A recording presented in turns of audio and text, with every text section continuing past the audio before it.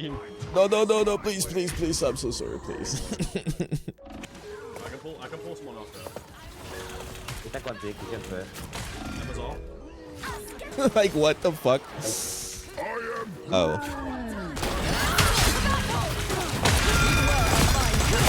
I got two.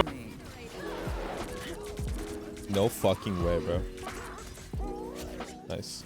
Hey guys, Rip Scatter here. Some of you may know me as that Doomfist player in Overwatch, running it down, but I've started playing Rivals and fell in love with the hero Angela. I wanted to show you guys how I've been dominating in high rank with a 74% win rate, and like what I've learned, and teach you guys how the playstyle of this character works and what you can do to adapt to a certain counters. Let's get started. Okay, the first thing I want to talk about with Angela is her passive. Angela's passive is Seraphic Soar. When flying forward in an accelerated state, Angela will slowly build meter, increasing the damage of her spear and axe attacks. We'll get into these special effects later, but I thought it's good to know that you can gain this passive whether by flying or holding your shield up to gain charge. First tip I'll give on Angela's passive is that you can charge the meter by face planting your head into the wall before a team fight. This is useful as you can fully charge up your meter and set up for a surprise attack on the enemy. However, she is very loud when she's flying, so I'd recommend as soon as you do this, use your left and mouse movement keys as they are very quiet, making it hard for them to see you, and then fly in for the attack. Her passive will also affect her axes when swinging 2 times, so if you land on 2 people, hitting them with the axe, if you have any passive multi up, you'll do massive damage to them.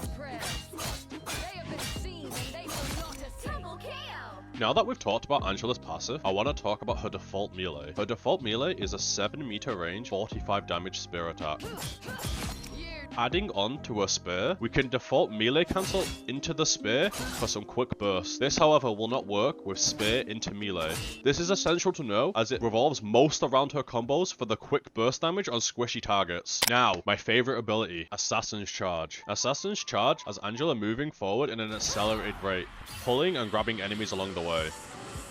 This ability works off a resource and a cooldown. When you use it, it will take half the resource initially, and it will go on a 3-second cooldown, so you can't just spam it willy-nilly. When picking up a target, you will gain passive meter really quickly, but your fly meter will go down super quick based on how many enemies you pulled. So when you have 2 targets pinned, you will gain really fast meter, but you also won't get much distance.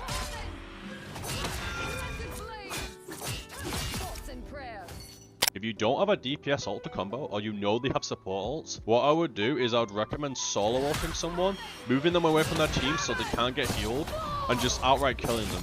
This is very strong as they in a 6v5 is so strong in this game as they're down a DPS or a tank. I wouldn't recommend doing it for supports as most of them have abilities to live through your damage.